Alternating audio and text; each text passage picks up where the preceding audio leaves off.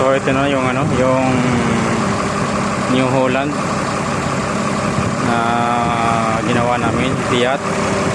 Ayan.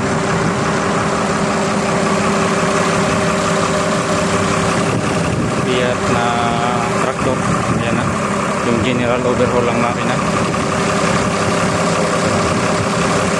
Ayan na siya. So ngayon may problema to. Pagos ng hydraulic. Napunta dito ito ay sa 0-0. Patay talaga lahat. Hindi gumagana. So ngayon, gana ng makina. Ayan. Grabe ang tagas ng hydraulic. Sa hose lang naman.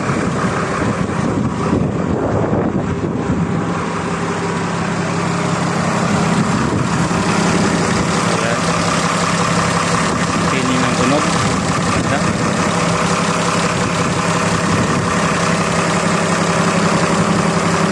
Ngayon ito papatayin ko, gawa ng hindi pwedeng ipagpatuloy na i-warm up yan, gawa ng grabing tagas ng ang lakas. So mauubusan ng mauubusan ng hydraulic.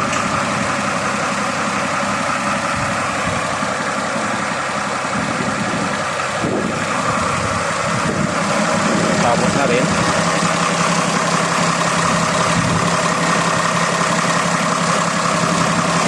Unit na kami na tractor, tapos may bagong dating, ganun din, Fiat din, yan. Pero mga leakage lang yan, mga leakage lang ang problema nito. Preno, radiator, saka yung leakage, kasi nag-iinit ang makina niya.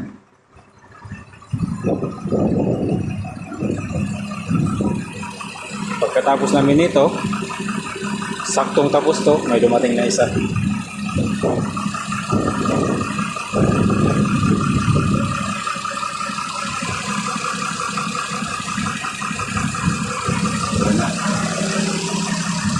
Okay na siya, naitugtong na namin lahat.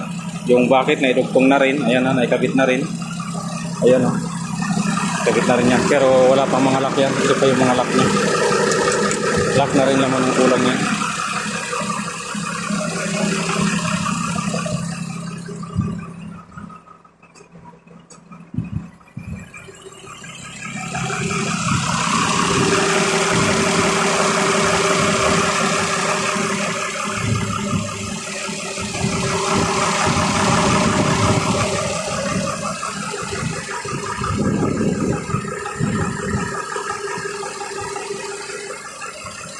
Ayan, sarang success na pula ko.